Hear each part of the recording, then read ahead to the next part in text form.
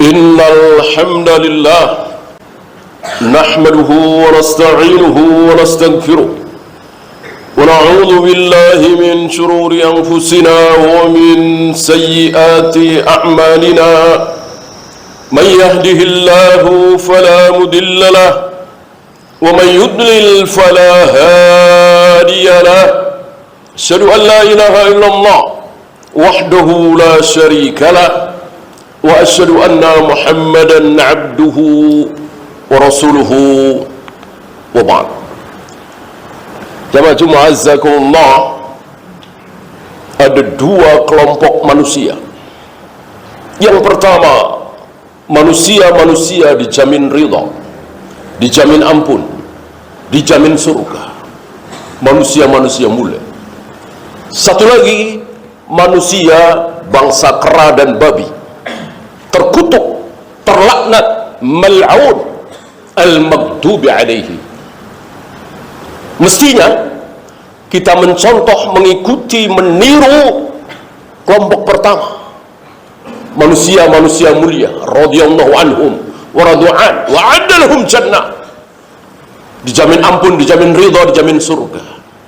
Tapi sayang banyak dari kita justru mengikuti kelompok kedua, bangsa kera dan babi, al-mal'un al-maghdubi alaihim. Ambil contoh sifat dari manusia-manusia mulia, para sahabat ini, yang sangat menonjol adalah sami'na wa ata'na. Sami'na wa ata'na. Kalau itu sudah dari langit, kalau itu sudah wahyu, kalau itu sudah firman Allah lewat lisan Nabi alaihi salatu wassalam, mereka sami'na wa ata'na. Yang tidak masuk akal sekalipun, mereka sami'na wa ata'na. Sementara bangsa kera dan babi ini, kalau ada perintah diutak-atik, kalau ada larangan dicari-cari celahnya. Sayang dari kita banyak mengikuti justru kelompok kedua. Ambil contoh ketika Allah mengharamkan khamr terakhir kali. Ada 3 tahap, ini tahap terakhir dengan kalimat rijsum min amali syaitan. Khamr, judi itu najis, perbuatan syaitan, fajtanibuh, jauhi. Maka para sahabat tidak pakai mikir, mereka keluarkan bejana-bejana, wadah-wadah, kata kita botol-botol tempat khamr, dituangkan ke jalanan. Intahaina ya Allah, intahaina ya Rasulullah, cukup sampai di sini ya Allah, cukup sampai di sini ya Rasulullah. Inilah para sahabat, tidak ngotak-ngatik gimana caranya tidak minum khamr tapi dapat uang dari khamr. Nah, ini kelompok kedua. Ini kelompok kedua. Ketika bangsa kera dan babi ini diharamkan memakan babi, mereka nggak makan babi, tapi nernak babi, dapat uang dari babi. Ketika mereka dilarang memancing, mengambil ikan di hari Sabtu, mereka tidak mengambil ikan di hari Sabtu, tapi memasang perangkap. Tinggal nunggu saja ikan-ikan masuk perangkap di hari Sabtu. Lihat, ini jauh. Sayang justru dari kita banyak yang mengikuti kelompok kedua, al-maghdubi alaihim ini. Misalnya ketika Allah mengharamkan bohong, jelas bohong itu haram, kecuali dalam keadaan terpaksa, ketika dizalimi, mau dianiaya orang, dalam keadaan tidak terpaksa, haram. Apa yang bohong hari ini? Film, drama, cerpen, novel. Adakah yang tidak bohong? Tidak ada. Kita katakan darurat.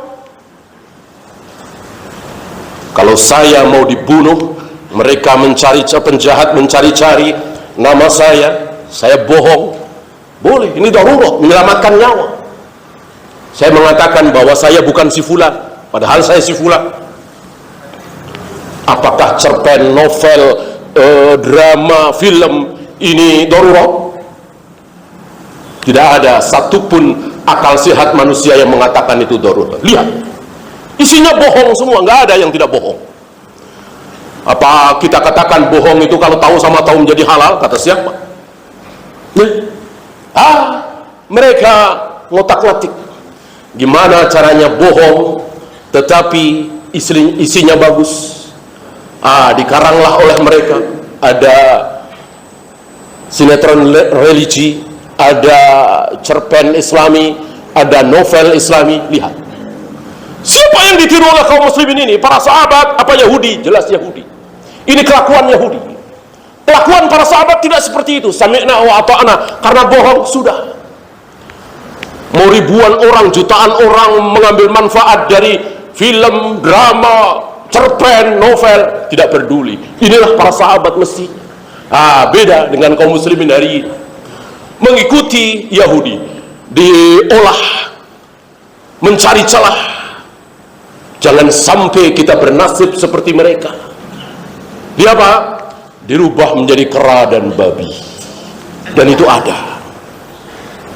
Sayati 'alan nasi aqwamun, akan datang sekelompok manusia kelak di akhir zaman, yastahilluna al-hirra wal harira wal khamra wal ma'asif.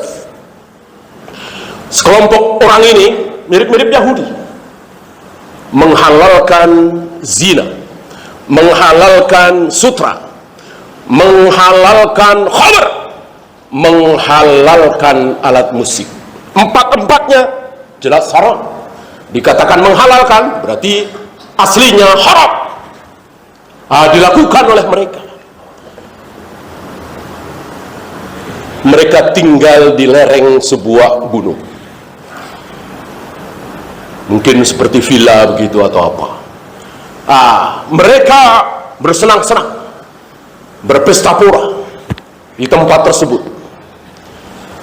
Datanglah seseorang untuk satu keperluan. Kata mereka, besok saja, kami sedang sibuk. Lagi senang-senang mereka. Besok paginya orang ini datang lagi ke situ, sudah tidak ada manusia. Yang ada adalah kera dan babi. Kenapa? Karena mirip sekali dengan apa yang dilakukan oleh Yahudi. Mengotak-ngatik, memberikan kesan bahwa tidak mencari ikan, tapi dapat ikan di hari Sabtu itu. Ini beda dengan para sahabat. Para sahabat walaupun berat seperti apa, kalau itu larangan, mereka jauhi sejauh-jauhnya. Kalau itu perintah, mereka taati setaat-taatnya.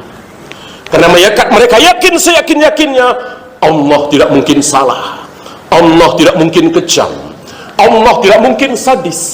Itu hanya ujian. Beda dengan kebanyakan dari kita.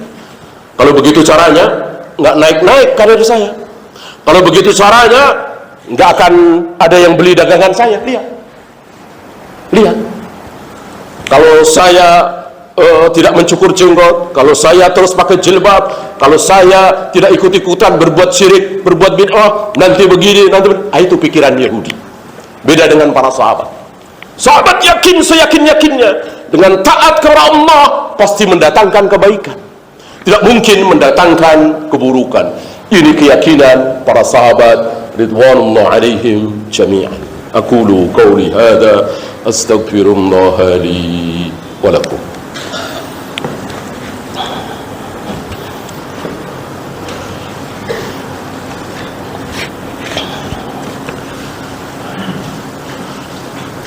Alhamdulillah hamdan katsiran tayyiban mubarakan fih kama yuhibbu rabbuna wa yarda. Asyhadu an la ilaha illallah wahdahu la syarika lah wa asyhadu anna Muhammadan abduhu wa rasuluhu wa ba'd. Ayuhal ikhwah, berapa kali kita memohon kepada Allah supaya ditunjukkan kepada kita untuk mengikuti jalannya Rasul dan para sahabat, tidak mengikuti orang Yahudi, tidak mengikuti orang Nasrani. Berapa kali dalam sehari semalam? 17 kali, itu minimal. Siapa yang memohon seperti ini cuma 16 kali, 15 kali, 14 kali, dosa besar. Dosa besar. Minimal 17 kali. Di mana?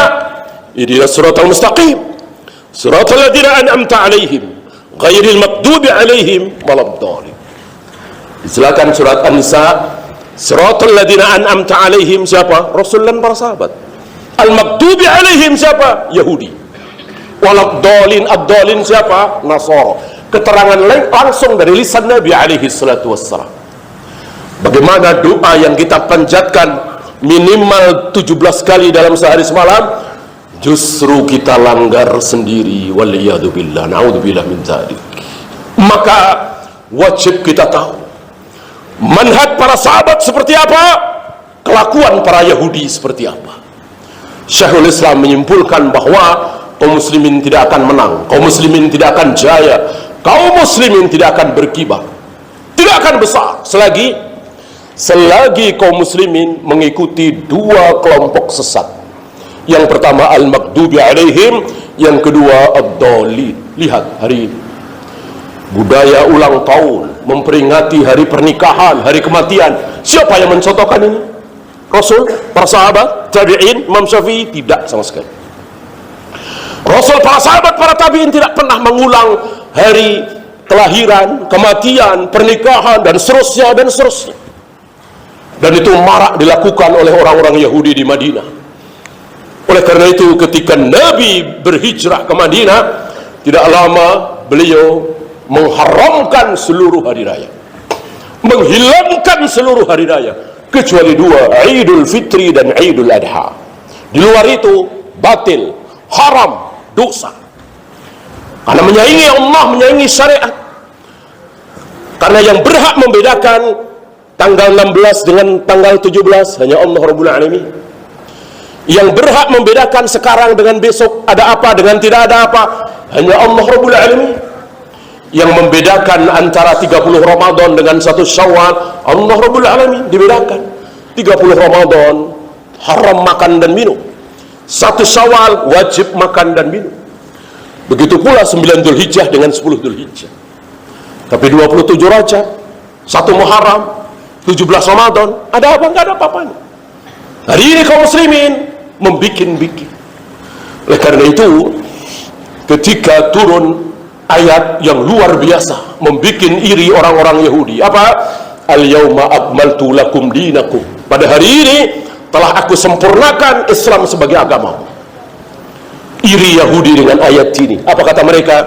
Seandainya ayat itu turun di kami, seandainya ayat itu turun di orang-orang Yahudi kami, maka akan kami jadikan hari turunnya ayat itu sebagai hari raya. Inilah Yahudi, bikin-bikin hari raya. Ditirulah kaum muslimin hari ini. Entah ada berapa hari di negeri kita ini, di kita masing-masing ada tanggal-tanggal, bulan-bulan tertentu yang kita tidak boleh lupa. Siapa menyuruh kita mengingat-ingat hari kelahiran anak pertama kita, kedua kita, ketiga, dan seterusnya, istri kita, dan seterusnya? Nggak ada. Nggak ada. Nabi sendiri nggak tahu beliau lahir tanggal berapa, bulan apa, beliau nggak tahu. Umumnya para sahabat nggak tahu, karena nggak penting. Nggak penting beliau lahir tanggal berapa, bulan apa. Kalau penting tentu sudah disabdakan oleh beliau. Dan nggak ada apa-apanya di hari kelahiran beliau, nggak ada apa-apanya. Yang ada apa-apanya itu 1 Syawal, 10 Dzulhijjah, itu ada apa-apanya. Atau hari Senin, Kamis yang mau puasa sunat, bukan hari kelahiran beliau. Allahumma salli ala Muhammad wa ala ali Muhammad kama sallaita ala Ibrahim wa ala ali Ibrahim innaka Hamidum Majid. Allahumma ighfir lil muslimina wal muslimat wal mu'minina wal mu'minat al ahya'i minhum wal amwat. Rabbana la tuzigh qulubana ba'da idh hadaytana وهب لنا من لدنك رحمة إنك أنت الوهاب. ربنا آتنا في الدنيا حسنة وفي الآخرة حسنة وقنا عذاب النار.